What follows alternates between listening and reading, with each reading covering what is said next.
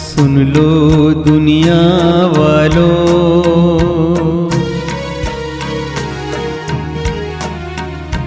सुन लो दुनिया वालों, तुझको बचाने ईश्वर पुत्र आया है, तुझको बचाने आदि श्री आया है। सुन लो दुनिया वालों, तुझको बचाने ईश्वर पुत्र आया है। हे मनुष्य, कल की विनाश लीला भी शुरू हो चुका है तथा कली पुरुष संसार के सारे लोगों को अपने वश में कर लिया है तथा वह मृत्यु का तांडव नृत्य देख रहा है। प्राकृतिक प्रकोप गांव, शहर और कस्बे के लोगों को भी मौत के हवाले कर रही है तथा एक्सीडेंट और महायुद्ध की विभीषिका चरम सीमा पर पहुंच चुकी है। ईश्वर ने कहा कि जिस स्थान पर मेरे नाम लेने वाले 50 लोग होंगे, उस जगह का मैं नाश नहीं करूंगा।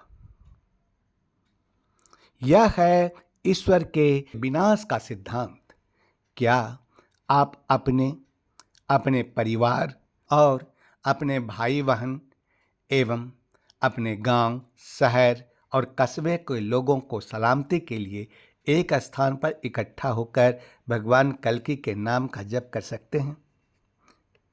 क्या दिल्ली वाले लोग अपने परिवार और अपने भाई एवं बहनों की सुरक्षा के लिए वर्ल्ड प्रेयर सेंटर में प्रत्येक रविवार को आकर के कल्कि महामंत्र का जप कर सकते हैं? आजा आजा अब तो आजा, आजा आजा अब तो आजा, देर न कर तू जल्दी आजा, देर न कर तू जल्दी आजा, आजा आजा अब तो आजा, आजा आजा अब तो आजा। नाटो का सीधा हमला, अब होगी परमाणु जंग। रूस यूक्रेन जंग तीसरे साल में प्रवेश कर चुकी है। इजराइल जंग में आज का दिन काफी विध्वंसक होने वाला है। जिस बात को लेकर आशंका जताई जा रही थी वो सच होता हुआ साफ नजर आ रहा है। हमास के खिलाफ जंग के बीच कई जंगी मोर्चे खुल गए हैं। ईरान और उसके समर्थित इस्लामिक आतंकी संगठन अमेरिका को निशाना बना रहे। अब अमेरिका भी ईरान के हितों पर सीधा हमला कर रहा है। जी हां, ये विश्व युद्ध का आरंभ माना जा रहा है। सीरिया में अमेरिका ने ईरान समर्थित गुटों पर सीधा बड़ा हमला आज किया। सीरिया और इराक में अमेरिकी सैन्य ठिकानों पर पहले से हमले हो रहे हैं। इजराइल के खिलाफ लेबनान से भी हिजबुल्लाह मोर्चा खोले हुए हैं और अमेरिका को उसी के घर में जाकर ईरान धमकी दे रहा है। ऐसे में बड़ा सवाल यह है कि क्या अमेरिका और ईरान के बीच सीधी टक्कर या सीधी जंग होने वाली है? क्या मिडिल ईस्ट से ही विश्व युद्ध की शुरुआत होगी? क्योंकि संकेत तो कुछ ऐसे ही मिल रहे हैं। और आइए शुरुआत करते हैं शो की बड़ी खबरों के साथ। बड़ी खबर इस वक्त की आपको बता दें, दक्षिण चीन सागर में चीन और अमेरिका आमने सामने आ गए हैं। गश्त कर रहे अमेरिका के विमान को चीन ने रोका है। दोनों विमानों के बीच में दूरी इतनी कम थी कि विमानों के बीच टक्कर होते होते बच गई। ये तस्वीरें वाकई भयानक तस्वीरें हैं। अमेरिका का आरोप है कि B-52 विमान को गलत तरीके से रोकने की कोशिश हुई। और कुछ भी बड़ा हो सकता था जब ये दोनों बड़ी शक्तियां इस तरह से अगर टकरा जाती तो फिर ये टक्कर कितनी विध्वंसक हो सकती थी, समझ सकते हैं। और एक और बड़ी खबर, यूएन में ईरान ने सीधे अमेरिका को धमकी दी। यूएन में ईरानी विदेश मंत्री हुसैन आमिर अब्दुल्लाहान का बयान सामने आया। अमेरिका फिलिस्तीन में नरसंहार करवा रहा है। ये ईरान ने कहा, नरसंहार जारी रहा तो अमेरिका भी इस आग से बच नहीं पाएगा। हम अपनी सुरक्षा से समझौता नहीं करने वाले। यूएन में ये बयान और ये कहा गया कि अमेरिका नरसंहार करा रहा है जो कुछ इस वक्त गाजा में हो रहा है फिलिस्तीनियों के साथ। तो ईरान के विदेश मंत्री को आपने सुना और ये देखिए किस तरह से आग भड़क रही है। यूएन में क्या कुछ कहा है अब आपको बताते हैं। ईरानी विदेश मंत्री हुसैन आमिर अब्दुल्ला ने यूएन में अमेरिका पर और क्या क्या कहा है, बिग वॉल के जरिए डिटेल आपको दिखाते हैं, बताते हैं कि क्या कुछ कहा गया है। मैं साफ करना चाहता हूं, जैसा कि हमने आपको सुनवाया उनकी बात, 3 हफ्तों से इजरायल के युद्ध अपराध को दुनिया देख रही है। ईरानी विदेश मंत्री ने कहा यूएन में गाजा में नरसंहार और जबरन विस्थापन को तुरंत रोका जाना चाहिए। बिल्कुल, और साथ साथ क्या हुआ है, क्या कहा गया? 7,000 लोगों की मौत का अमेरिका और कुछ यूरोपीय देश लगातार समर्थन कर रहे हैं। इस बात को लेकर भी ईरानी विदेश मंत्री ने यूएन में क्रिटिसाइज किया।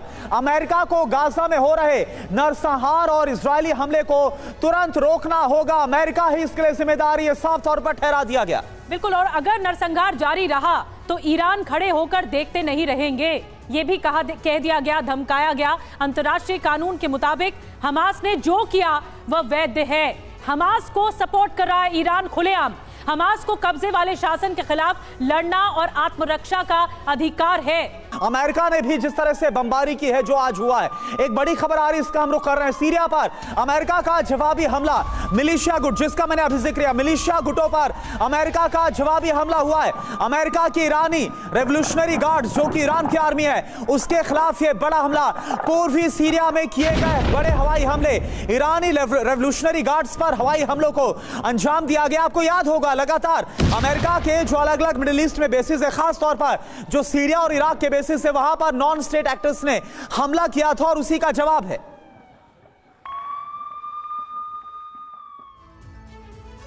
और सीरिया के किस इलाके में हमला हुआ आपको यह भी बता देते हैं। सीरिया के अल बुकेमल इलाके में हवाई हमला किया गया है। अमेरिका ने सीरिया में F-16 से हमला किया है। ईरानी रेवोल्यूशनरी गार्ड्स के हथियार गोदाम पर यह अटैक हुआ है। तो सीधे सीधे ईरान को ललकारा गया अमेरिका की तरफ से यह हमला करके। अमेरिकी हमले में हथियार गोदाम तबाह हो गए पूरी तरह से। टक्कर या सीधी जंग होने वाली है। क्या मिडिल ईस्ट से ही विश्व युद्ध की शुरुआत होगी? क्योंकि संकेत तो कुछ ऐसे ही मिल रहे हैं। और आइए शुरुआत करते हैं शो की बड़ी खबरों के साथ। बड़ी खबर इस वक्त की आपको बता दें, दक्षिण चीन सागर में चीन और अमेरिका आमने सामने आ गए हैं। गश्त कर रहे अमेरिका के विमान को चीन ने रोका है। दोनों विमानों के बीच में दूरी इतनी कम थी कि विमानों के बीच टक्कर होते होते बच गई। ये तस्वीरें वाकई भयानक तस्वीरें हैं। अमेरिका का आरोप है कि B-52 विमान को गलत तरीके से रोकने की कोशिश हुई।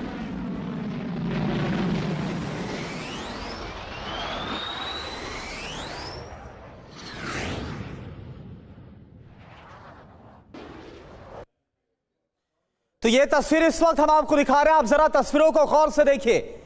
दरअसल ये जो कुछ हो रहा है, कैसे दक्षिण चीन सागर यानी जो साउथ चाइना सी है, वहां पर चीन और अमेरिका आमने सामने आ गए। पहले से ही अमेरिका और चीन के बीच में काफी ज्यादा रस्साकशी चलती है और ऐसे में यह वाकया होना अपने आप में वर्ल्ड टेंशन को और भी ज्यादा ही हाई करता है। गश्त कर रहा था अमेरिका का विमान और चीन ने इसको रोका।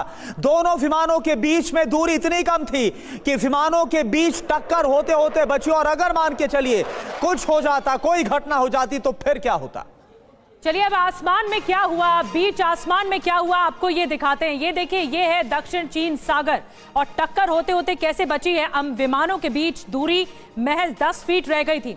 ये जो तस्वीर आप देख रहे हैं, ये बता रही है कि आमने सामने अमेरिका और चीन आ गए थे और सिर्फ 10 फीट की दूरी रह गई थी। ये देखिए, ये सिर्फ 10 फीट की और जरा अगर इसको बहुत आसानी समझा, निधि आप वहीं खड़े रहिए और आप मान के चलिए जितनी दूरी में मैं और निधि खड़े हुए हैं, महज इतनी दूरी 10 फीट की दूरी, और वो विमान, वो फाइटर जेट जो कि बहुत तेज रफ्तार से, आवाज की गति से भी कई गुना तेज रफ्तार से जो उड़ान भरते हैं, अगर वो इतने क्लोज प्रॉक्सिमिटी में आते तो फिर कितना बड़ा खतरा था। और ये तस्वीर बता रही है, ये देखिए साउथ चाइना सी, और साउथ चाइना सी के आसमान में टक्कर होते होते बची है चीन और अमेरिकी विमान के बीच में। नहीं थी बिल्कुल, चाइना का ये आप जेट देख रहे हैं और इसे अमेरिका फॉलो कर रहा है, लेकिन आसमान में ये नजारा देखने को मिलेगा ये किसी ने सोचा नहीं था। ये देखिए किस तरह से आग भड़क रही है। यूएन में क्या कुछ कहा है अब आपको बताते हैं। ईरानी विदेश मंत्री हुसैन आमिर अब्दुल्ला ने यूएन में अमेरिका पर और क्या क्या कहा है, बिग वॉल के जरिए डिटेल आपको दिखाते हैं, बताते हैं कि क्या कुछ कहा गया है। मैं साफ करना चाहता हूं, जैसा कि हमने आपको सुनवाया उनकी बात, 3 हफ्तों से इजरायल के युद्ध अपराध को दुनिया देख रही है। ईरानी विदेश मंत्री ने कहा यूएन में गाजा में नरसंहार और जबरन विस्थापन को तुरंत रोका जाना चाहिए। बिल्कुल। और साथ साथ क्या हुआ है, क्या कहा गया, 7,000 लोगों की मौत का अमेरिका और कुछ यूरोपीय देश लगातार समर्थन कर रहे हैं। इस बात को लेकर भी ईरानी विदेश मंत्री ने यूएन में क्रिटिसाइज किया। अमेरिका को गाजा में हो रहे नरसंहार और इजरायली हमले को तुरंत रोकना होगा, अमेरिका ही इसके लिए जिम्मेदार, ये साफ तौर पर ठहरा दिया गया। इजराइल के खिलाफ ईरान की जंगी तैयारी और भी बढ़ी, और भी तेज हो गई है। कल से ईरान की सेना युद्धाभ्यास करेगी, युद्धाभ्यास के साथ जवानों को ट्रेनिंग दी जाएगी। कई दिनों तक चलेगा ईरान का ये युद्धाभ्यास, ये वॉर एक्सरसाइज।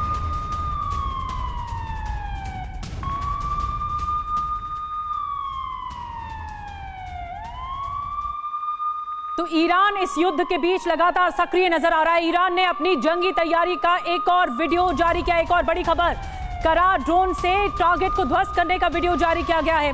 करा ड्रोन का नया वर्जन लॉन्च किया गया ईरान की तरफ से। लक्ष्य को तबाह करने का वीडियो जारी हुआ है। पोर्टेबल मिसाइल से लैस ईरान का ये नया ड्रोन है। मैं आपके पास आ रही हूँ एक क्विक कमेंट के लिए। ईरान जिस तरह से मसल फ्लेक्सिंग कर रहा है और यूएन में जाकर इस तरह कहता है कि हमास जो कर रहा है वो वैध है, उसे लीगल ठहराया जा रहा है, आप इसे कैसे देखते हैं? ईरान के इस कदम को कैसे देखते हैं? मेरे विचार में ईरान के जो वक्तव्य हैं और जो उनकी कथनी है और करनी के बीच फर्क है। सीरिया और इराक में बेस पार हमलों का जवाब दिया गया। अमेरिका ऐसे हमलों को बर्दाश्त नहीं करेगा, यह क्लियर किया गया लॉयड ऑस्टिन की तरफ से भी। और अब हम आपको बताते हैं कि सीरिया में जो अटैक हुआ, हवाई हमला हुआ, वो किस तरह का था और अमेरिका ने क्या जवाब दिया है। आत्मरक्षा के लिए सीरिया में हवाई हमला किया गया, ये कहना है अमेरिका का। और देखिए इसमें और जो डिटेल्स मिल रही है उसके मुताबिक अमेरिका ने बहुत बड़ा कदम उठाया। ईरानी रिवॉल्यूशनरी गार्ड के जो 2 ठिकाने थे सीरिया में, यहां पर बमबारी की गई है। और क्या जानकारी है, सीरिया इराक में अमेरिकी बेस पार हमले का जवाब दिया गया है। बिल्कुल, इसके अलावा जो डिटेल मिल रही है, अमेरिकी बेस पर 17 अक्टूबर से जारी हमलों का जवाब दिया, यानी जो अमेरिका में हमला हुआ उसका जवाब, उसका पलटवार अमेरिका सीरिया में कर रहा है। सैन्य कर्मियों पर हमला बर्दाश्त नहीं किया जाएगा, अमेरिका संघर्ष नहीं चाहता है, ईरान बेस पर हमले रोके, ये कहना अमेरिका का। हमले का इजराइल हमास की जंग से कोई संबंध नहीं है। ये भी दुनिया आखिरी है, आग में जलकर मिट जाएगी। ये भी दुनिया आखिरी है, आग में जलकर मिट जाएगी। उनकी आवाज सुन के आजा आजा आजा, अब तो आजा आजा आजा, अब तो आजा। सुन लो दुनिया वालों, तुझको बचाने ईश्वर पुत्र आया है, तुझको बचाने आदि श्री आया है। रूस यूक्रेन जंग तीसरे साल में प्रवेश कर चुकी है और इधर 32 देशों से बना नेटो रूस पर सीधा हमला करने को लगभग तैयार हो चुका है। हालात ये हो गए हैं कि जो यूक्रेन 800 से ज्यादा दिनों की जंग में रूस को हरा नहीं पाया है, उस यूक्रेन को जिताने का ठेका अब नेटो ने लिया है। नेटो का सीधा हमला, अब होगी परमाणु जंग।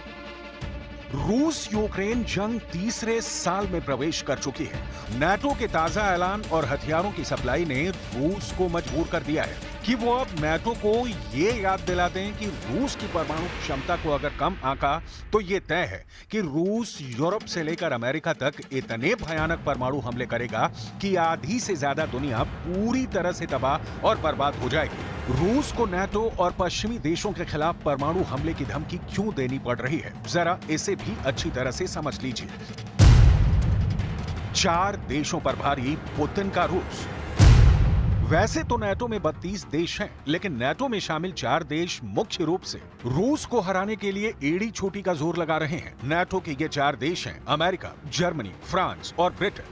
अमेरिका ने रूस के खिलाफ मुख्य रूप से F-16 और हिमार्स रॉकेट को हवाई हमले के लिए उतारा है। F-16 से यूक्रेन बहुत जल्द रूस के अंदर हमला करने जा रहा है, जबकि ब्रिटेन ने रूस के खिलाफ स्टॉर्म शैडो मिसाइलों को उतारा है, जो यूक्रेन के जरिए रूस पर बड़े हमले कर रही हैं। स्टॉर्म शैडो मिसाइलों ने रूस में भारी तबाही मचाई हुई है। वहीं जर्मनी की जमीन से रूस पर अमेरिकी टॉम हॉक क्रूज मिसाइलों से हमले हो रहे हैं, जिसकी वजह से रूस में भारी तबाही मची है। जबकि फ्रांस की तरफ से स्वचालित हॉवित्जर तोपें सीजर को रूस के खिलाफ उतारा गया है, जो रूस के अग्रिम सैन्य ठिकानों को तबाह करने में जुटे हैं। Мы это обязательно сделаем, мы добьемся этого, сомнений нет никаких. Вижу и такие вещи, на которые нельзя не обращать внимания, связанные с тоже безопасностью. Это прежде всего, конечно, безопасность атомной электростанции Запорожской. То, что противник наносит удары, теперь же прямо по станции, это, конечно, требует особого внимания с нашей стороны. И, к сожалению, не привлекает внимания со стороны тех людей и тех сил, которые киевский режим поддерживает сегодня. Пострел! Пострел!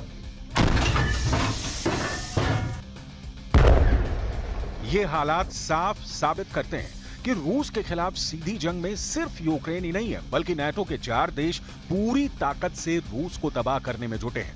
ऐसे हालात में रूस ने पिछले 2 महीने में परमाणु हमला करने की जबरदस्त तैयारियां कर ली हैं। रूस ने बेलारूस के अंदर अपने परमाणु मिसाइलें तैनात कर रखी हैं, जो कुछ मिनट में ही यूरोप के देशों को तबाह कर देंगी। रूसी राष्ट्रपति व्लादिमीर पुतिन के सहयोगी और करीबी सर्गेई रयाबको ने अब दावा किया है कि रूस अपने वजूद को बचाने के लिए परमाणु जंग करने के लिए पूरी तरह से तैयार है, जो नाटो को ये बहुत भारी पड़ने जा रहा है। परमाणु क्षमता से लैस इस्कंदर मिसाइलें बड़ा हमला करने को तैयार हैं। जरा देखिए सर्गेई रयाबको नाटो के खिलाफ क्या कह रहे हैं। नाटो का सीधा हमला, अब होगी परमाणु जंग। सर्गेई रयाबको ने नाटो को चेतावनी दी है कि रूस के परमाणु खतरों को कम आंकना नाटो के लिए बड़ी भूल साबित होगी।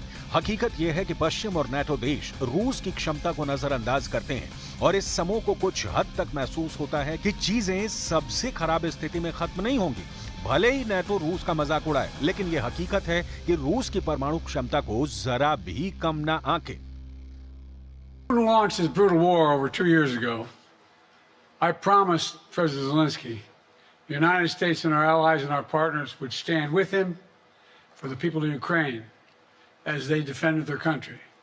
Since then, all of you, all my fellow leaders, have built a global coalition to support Ukraine, supplied economic and humanitarian support, supplied weapons that Ukraine needs to defend itself. Ukraine के लगभग 20% इलाके पर रूस का कब्जा हो चुका है। हारते यूक्रेन को जीतने की कोशिश में अमेरिका और नाटो के 32 देशों ने ऐसे कदम उठाए हैं, जिसकी वजह से अब रूस यूरोप से लेकर अमेरिका तक जंग का अखाड़ा खोल देना चाहता है।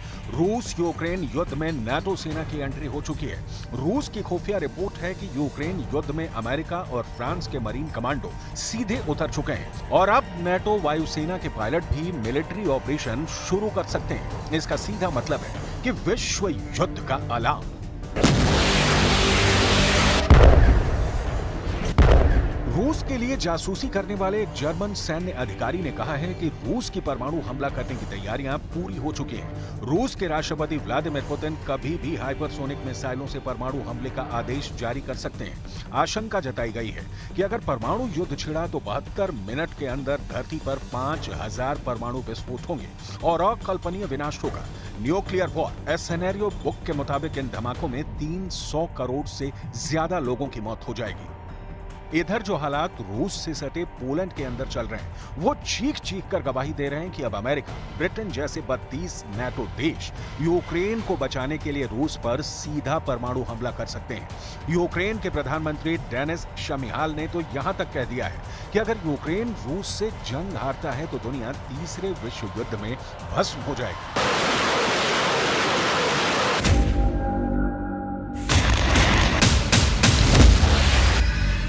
72 मिनट में धरती ध्वंस कैसे हो सकती है, ये समझिए। रूस की मिसाइल फायर होते ही 25वें मिनट में न्यूयॉर्क पहुंच जाएगी। न्यूयॉर्क मैप के अनुमान के मुताबिक इस पहले हमले में ही 16 लाख लोगों की मौत हो जाएगी और 30 लाख लोग घायल हो जाएंगे।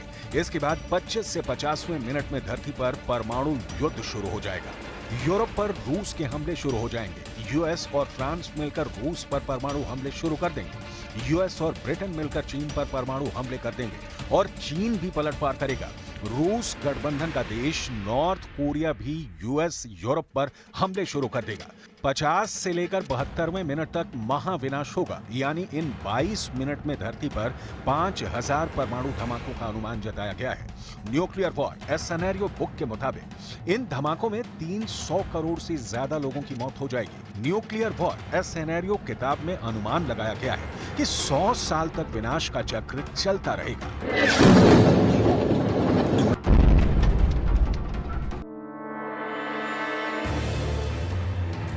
नाटो रूस की परमाणु गतिविधियों पर नजर रखे हुए है। यूरोपीय देशों की खुफिया एजेंसी ये तय मान रही हैं कि यूक्रेन युद्ध का परिणाम परमाणु विस्फोट ही होगा और अगर ऐसा हुआ तो अकल्पनीय विनाश तय है। यही वजह है कि अब नाटो खुलकर रूस के खिलाफ जंग में उतर चुका है। हम आपको बता दें कि जुलाई 2024 में अमेरिका के वॉशिंगटन डीसी में नाटो शिखर सम्मेलन हुआ था, जिसमें नाटो की 75वीं वर्षगांठ मनाने के दौरान नाटो ने ऐलान किया कि हम यूक्रेन को जंग हारने नहीं देंगे और रूस को जंग में हरा देंगे। जरा देखिए रूस के खिलाफ किन हथियारों के दम पर नाटो ऐसे दावे कर रहा है। अमेरिका यूक्रेन को कई F-16 फाइटर जेट देने जा रहा है। दावा किया जा रहा है कि अमेरिका के F-16 रूस के बेहद अंदर घुसकर हमला करने वाले हैं।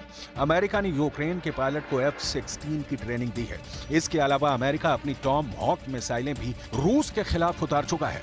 हैरानी की बात तो यह है कि अमेरिका रूस पर हमला करने के लिए जर्मनी की जमीन का इस्तेमाल कर रहा है, जिसके तहत जर्मनी में टॉम हॉक मिसाइल की तैनाती कर दी गई। Tomahawk cruise missile 1250 kilometre से 2500 किलोमीटर की दूरी तक दुश्मनों को भेदने की काबिलियत रखती है। टॉम हॉक मिसाइल अपने लक्ष्य तक सीधे नहीं जाती। इसी कारण टॉम हॉक को किसी एंटी मिसाइल डिफेंस सिस्टम के जरिए बीच रास्ते में गिराया नहीं जा सकता और इसे रूस के खिलाफ ब्रह्मास्त्र बताया जा रहा है। वहीं ब्रिटेन के नए प्रधानमंत्री किएर स्टारमर ने रूस पर सीधा हमला करने के लिए कहा है कि अपनी स्टॉर्म शैडो को बेमिसाल मिसाइल बताया है। ब्रिटेन का दावा है कि यूक्रेन ब्रिटेन के स्टॉर्म शैडो मिसाइल से रूस में 550 किलोमीटर तक हमला करे। स्टॉर्म शैडो मिसाइल में जीपीएस, इनर्शियल नेविगेशन, इंफ्रारेड और टर्परॉम मार्गदर्शन प्रणालियां लगी हुई हैं। ये लंबी दूरी की क्रूज मिसाइल है जिसे हवा से जमीन में दागा जाता है। स्टॉर्म शैडो मिसाइल के जरिए रूस के रणनीतिक ठिकानों को निशाना बनाया जा रहा है। 2023 में ही यूक्रेन स्टॉर्म शैडो मिसाइलों से हमले रूस पर कर रहा है, जबकि फ्रांस ने यूक्रेन को अपनी सीजर तोप दी है जो रूस के अंदर 42 किलोमीटर तक हमले कर रही है। फ्रांस की सीजर स्वचालित होवित्जर तोपें हैं, जिससे रूस को भारी नुकसान हो रहा है। President Biden for his leadership and all the efforts to make our security cooperation full of strong actions. There are 23 strong agreements, and there will be agreements with other countries. And we have a historically significant security agreement with the United States. All of these helped us obtain the necessary air defense systems thanks to America and to all the partners, to all the leaders and your societies, your people, of course. Ура!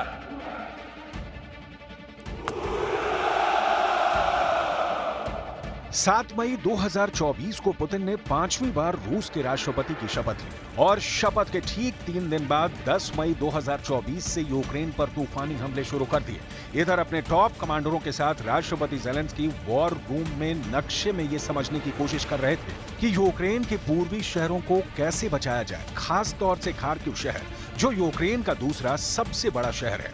जरा देखिए रूस ने 15 दिन के अंदर Kharkiv का क्या हाल किया है। तबाह शहर, लाशों का अंबार और यूक्रेनी सैनिकों के ताबूत साबित कर रहे हैं कि पुतिन ने 800 दिन बाद सबसे बड़ा हमला यूक्रेन पर किया है।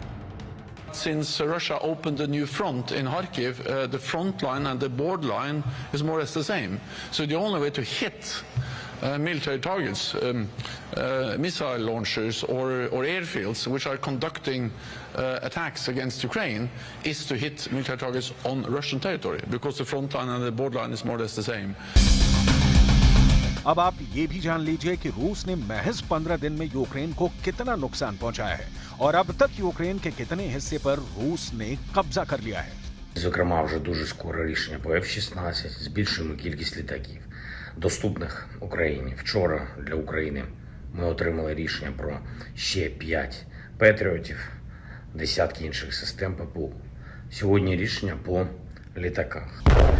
रूस यूक्रेन के उत्तर और उत्तर पूर्व इलाके पर सबसे तेज और बड़े हमले कर रहा है। रूसी सेना 10-10 की टुकड़ियों में हमले कर रही है।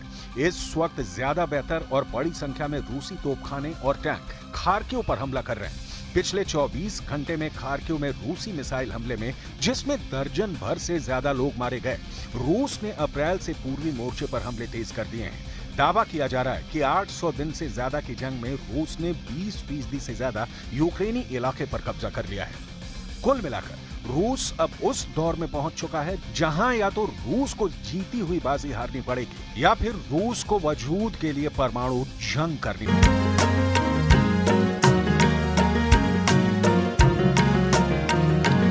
उनकी आवाज सुन के आजा, मुक्ति का संदेश सुन के आजा, उनकी आवाज सुन के आजा, मुक्ति का संदेश सुन के आजा। मिट गया था दुनिया से जो जल प्रलय में नाश हुआ वो, ये भी दुनिया आखिरी है, आग में जलकर मिट जाएगी। उनकी आवाज सुन के आजा, आजा आजा अब तो आजा, आजा आजा अब तो आजा। सुन लो दुनिया वालों,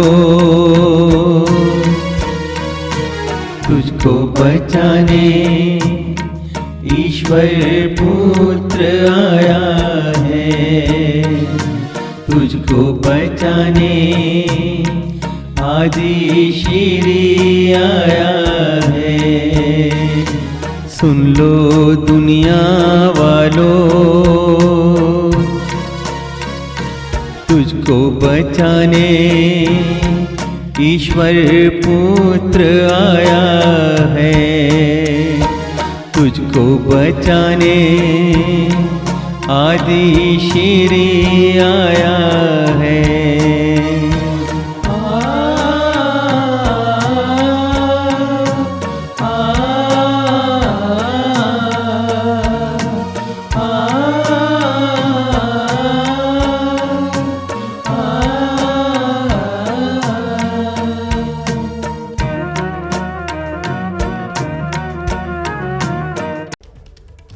देश का सबसे बड़ा सूबा कुदरत की चौतरफा मार झेल रहा है। कहीं बाढ़ का कहर है तो कहीं बारिश की मुसीबत है। यूपी के 20 से ज्यादा जिले इस वक्त बाढ़ की कैद में हैं। गंगा, घाघरा, राप्ती जैसी नदियां सारी हदें पार करने लगी हैं, जिनके रास्ते जो आ रहा है पानी में समा जा रहा है। कहीं पुल टूट रहे हैं तो कहीं सड़क धंस रही है और सबको देखकर लोगों की सांस अटक रही है।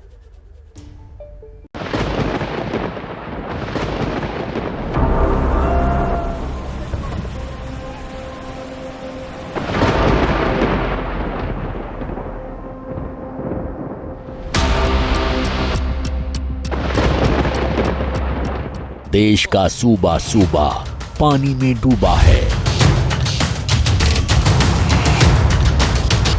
उत्तर भारत हो या दक्षिण भारत, सब आसमानी आफत से त्रस्त हैं। यूपी के 20 से ज्यादा जिले बाढ़ की कैद में हैं।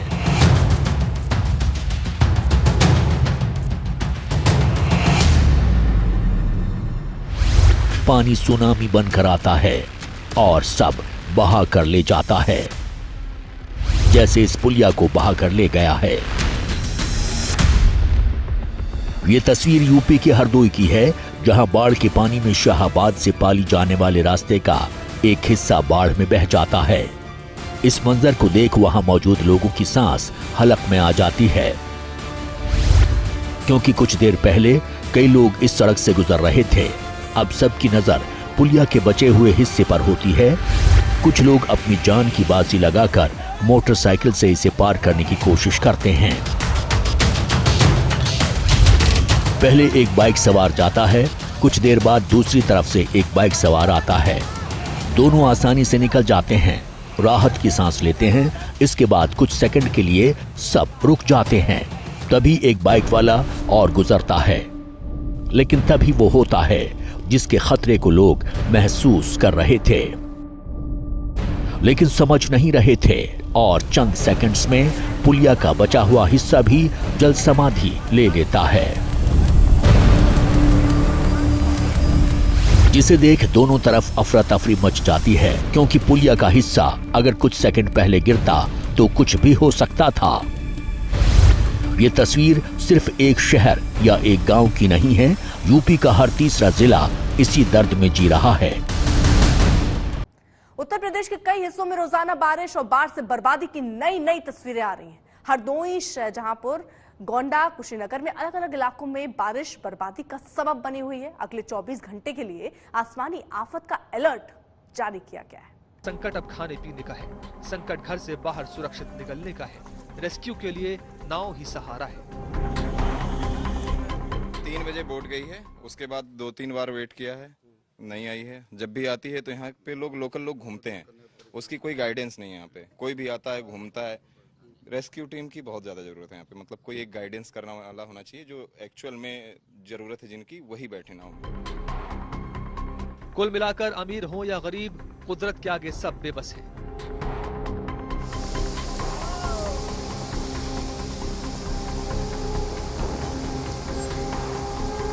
शाहजहांपुर में भी बाढ़ का पानी तबाही मचाने को आमादा है। बाढ़ की वजह से लोग अपने अपने घरों में कैद हो गए हैं। सभी नगरवासियों का अनुरोध है कि तत्काल अपने घर से बाहर निकलकर सुरक्षित स्थान पर पहुंचे। बाढ़ की स्थिति बहुत बढ़ती जा रही है। शाहजहांपुर में बाढ़ का पानी लगातार शहर में कहर बरपा कर रहा है। यहाँ गर्रा नदी का जलस्तर खतरे के निशान से 1 मीटर ऊपर है। नेशनल हाईवे पर 3 फीट पानी बह रहा है। मेडिकल कॉलेज में भी 5 फीट से ज्यादा पानी भरा हुआ है। इस बीच राजकीय मेडिकल कॉलेज से एक ऐसी तस्वीर सामने आई है जिसकी चर्चा चारों तरफ होने लगी। दरअसल मेडिकल कॉलेज में 5 फीट से ज्यादा बाढ़ का पानी भरा हुआ है। इस बीच कॉलेज के प्रिंसिपल राजेश कुमार को बाहर जाना था। उन्होंने अपने कपड़े बचाने के लिए स्ट्रेचर का सहारा लिया। वो स्ट्रेचर पर बैठ गए और 4 कर्मचारियों ने स्ट्रेचर खींचकर बाहर निकाला। कुछ ऐसा ही हाल गोरखपुर का भी है। राप्ती नदी यहाँ भी खतरे के निशान से 23 सेंटीमीटर ऊपर बह रही है। गोरखपुर में 10 से ज्यादा गांव सैलाब के सितम से परेशान हैं। जहां हालात बेकाबू हैं, वहां प्रशासन ने बाढ़ पीड़ितों के लिए नाव का इंतजाम किया है, जिससे जिन्हें घर से निकलना बेहद जरूरी है वो अपने काम कर सकें।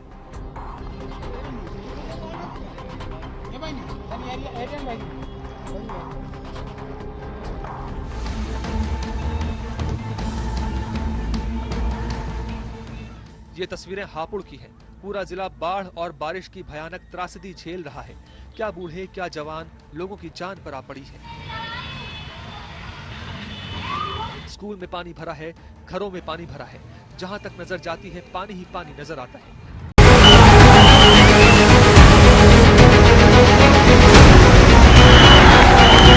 क्योंकि नेपाल पानी छोड़ दिया है, हो सकता भया इसे किया जाए।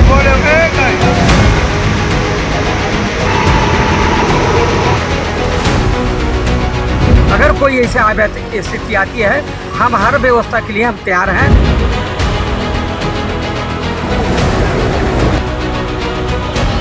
सांप निकले घर के अंदर, मरे हुए सारे।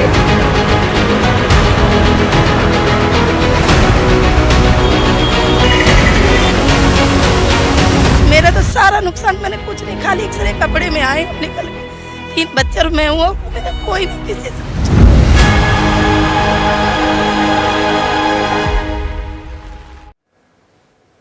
अब आपको आपके शहर के मौसम का हाल दिखाएंगे। जिस मॉनसून का इंतजार बेसब्री से हो रहा था, वही मॉनसून अब जुलाई में तबाही मचाने लगा है। मॉनसून आते ही देश के कई हिस्सों में तबाही का सिलसिला शुरू हो गया है। कई राज्य भारी बारिश और बाढ़ की मार झेल रहे हैं। हमारे रिपोर्टर्स आपको बाढ़ प्रभावित इलाकों से लेटेस्ट रिपोर्ट दिखाएंगे, लेकिन उससे पहले बाढ़ की मार झेल रहे अलग अलग राज्यों की तस्वीर देख लीजिए।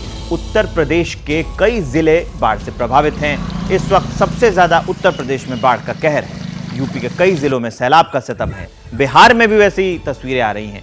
नदियां उफान पर है, जिससे कई जिलों के निचले इलाके डूब गए हैं। महाराष्ट्र में भी भारी बारिश के बाद कई जिलों में हालात बिगड़ गए हैं और असम भी बाढ़ की चपेट में है। 20 लाख लोग इससे प्रभावित हुए हैं।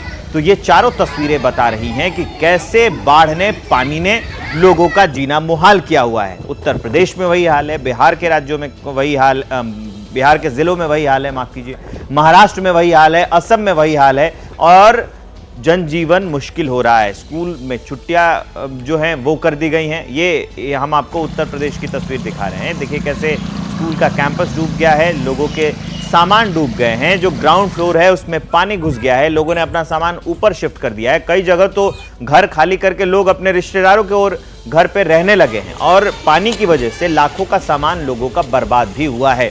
तो ये तस्वीरें हैं, ये डराने वाली है। अब ये आपकी टीवी स्क्रीन पर जो तस्वीर चल रही है ये बिहार की तस्वीर है। बिहार में भी हालात वैसे ही बने हुए हैं। पानी जमा हुआ और स्कूल में छुट्टी कर दी गई। गांव में वही हाल है और सबसे अहम बात और बड़ी बात की फसल पूरी तरीके से बर्बाद हो गई है। अभी तो बरसात की शुरुआत हुई है, उसी में ये तांडव देखने को मिल रहा है। कई जगह पे लोग नाव से आवाजाही कर रहे हैं।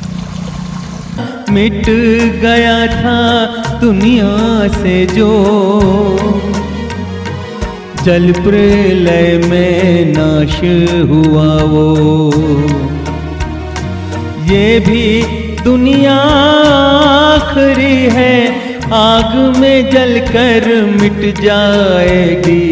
उनकी आवाज सुन के आजा आजा आजा, अब तो आजा आजा आजा, अब तो आजा।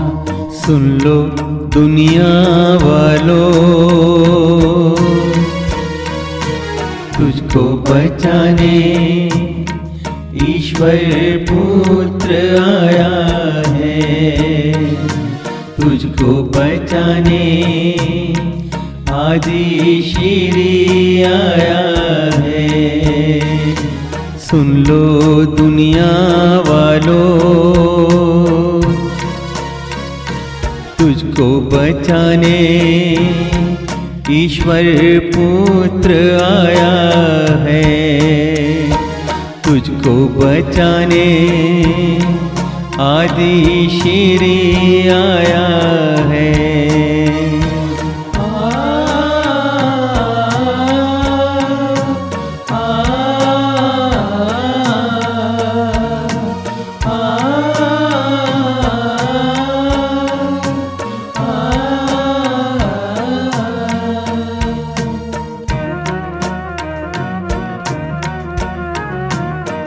देकर आगे खिसकाना पड़ रहा है। बसें जो हैं वो भी धीमी रफ्तार से चल रही हैं। ट्रेनों के ट्रैक्स पर पानी भर गया है। जो लाइफलाइन है मुंबई की लोकल ट्रेन्स, उन पर सीधा सीधा इफेक्ट पड़ता है। आप देखिए कि जो लोअर इलाके हैं मुंबई के, खासतौर पर वो सबसे ज़्यादा प्रभावित हुए। ट्रक रुके पड़े हैं, बड़ी बड़ी लॉरीज रुकी पड़ी हैं। ये हाल है मुंबई का। तो कल रात 1 बजे से लगातार 6 घंटे बारिश हुई है। 300 mm से ज़्यादा पानी बरसा है और रात भर हुई बारिश से अब मुंबई में ट्रैफिक पूरी तरह से ठप हो गया है। सड़कों पर जहां तक नजर जाए हर तरफ जो निचले इलाके खासतौर पर मुंबई के हैं वहां पानी भर जाता है। और आप तस्वीरें देख रहे हैं, ट्रक लॉरियां बड़ी बड़ी रुकी पड़ी हैं और छोटे छोटे जो ऑटोज हैं उनको ढकेलते हुए आगे खिसकाना पड़ रहा है। 2 पहिया वाहन जो हैं वो पूरी तरह से जो हैं बंद हो जाते हैं, तो उनको धीरे धीरे दिक्कत होनी शुरू हो जाती है। आप देखिए घुटनों घुटनों तक पानी है। जो पैदल चलते हुए लोग हैं, क्या बच्चे, क्या जो ऑफिस गोर्स हैं, सबको दिक्कत परेशानी हो रही है। जगह जगह ट्रैफिक रेंगता हुआ चल रहा है। ट्रेनों की पटरियों तक पे पानी भर गया है। तो ये हाल है मुंबई का। हर बार की यही कहानी है मुंबई में।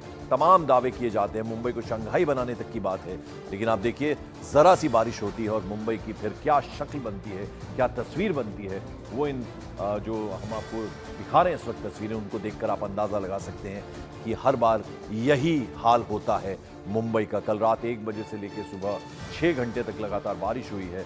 300 mm पानी बरस गया है और अंधेरी का रुख करते हैं मुंबई का, जहां मेरे सहयोगी विवेक गुप्ता हैं। विवेक, आप तो चूंकि मुंबई के रहने वाले हैं तो आपके लिए कोई नई बात नहीं है, हर बार बड़े बड़े दावे किए जाते हैं। और जहां तक मुंबई की बात है तो महानगर पालिका का जो बजट है वो कई स्टेट से भी ज्यादा, ऐसा भी सुनने में आता है। सरकारें दावा करती हैं और महानगर पालिका दावा करती है, लेकिन तस्वीर हर बार एक।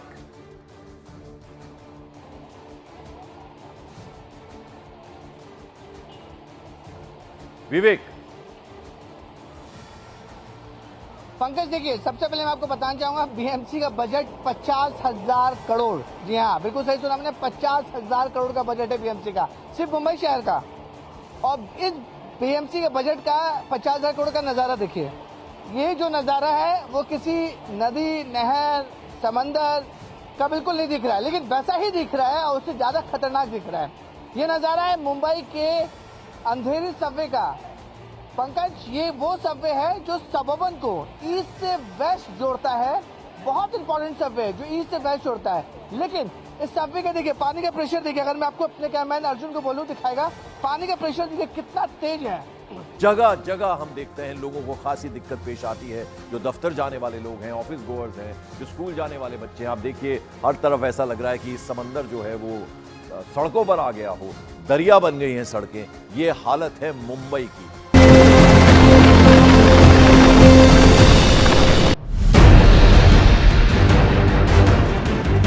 यानी साफ संकेत है कि भूमध्य सागर का पूरा इलाका एक नया वॉर जोन बन सकता है। साल 2023 में सुर्खियां बटोरने वाला भूमध्य, हम दुनिया के नक्शे में भूमध्य सागर की लोकेशन को देखें तो इसके सामरिक और व्यापारिक महत्व का भी पता लगता है। यूरोप के तमाम देश, सुन लो दुनिया वालों,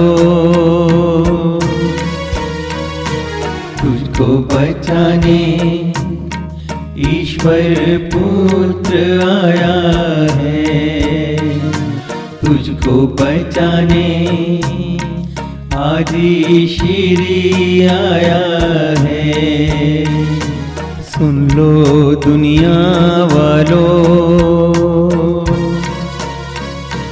तुझको बचाने ईश्वर पुत्र आया है, तुझको बचाने आदि श्री आया है।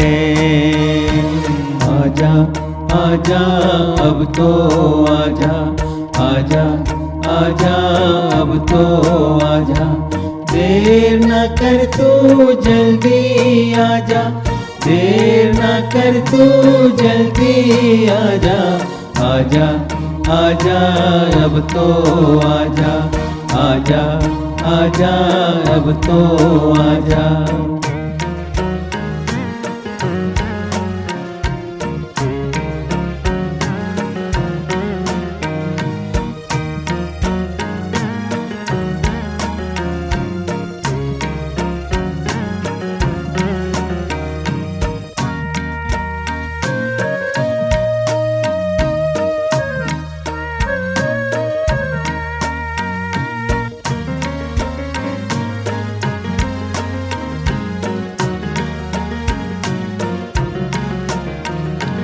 उनकी आवाज सुन के आजा,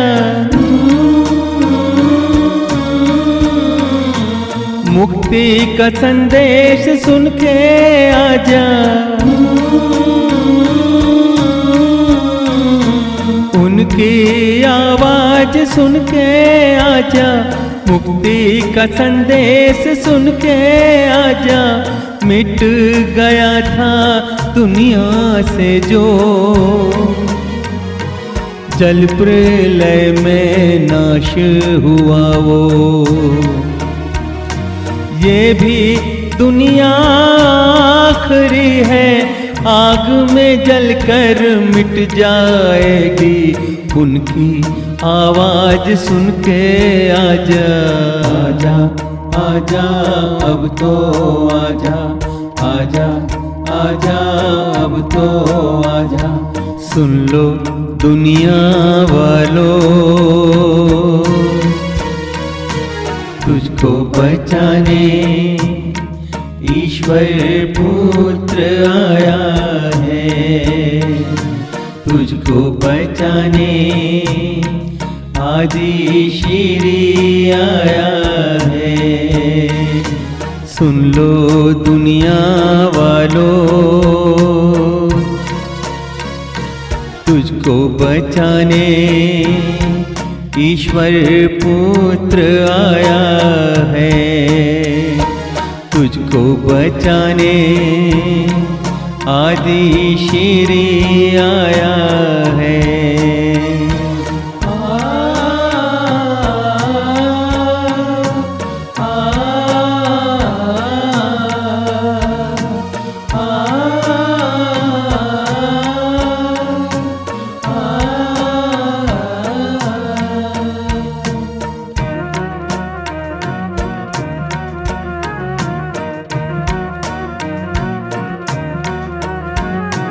क्रोध में अब शैतान है आया, जीवन मुकुट तेरा छीनने को। क्रोध में अब शैतान है आया, जीवन मुकुट तेरा छीनने को। आदि श्री है तुझको बुलाता, जन्म मरण से मुक्ति दिलाता। छोड़ के सारी दुनिया के बंधन, आदि श्री की शरण में आजा, आजा आजा आजा आजा आजा आजा, अब तो आजा आजा आजा, अब तो आजा। सुन लो दुनिया वालों, तुझको बचाने ईश्वर पुत्र आया है तुझको बचाने, आदि श्री आया है। सुन लो दुनिया वालों, तुझको बचाने ईश्वर पुत्र आया है तुझको बचाने, आदि श्री आया है। आजा आजा, अब तो आजा आजा आजा, अब तो आजा आजा आजा, अब तो आजा आजा।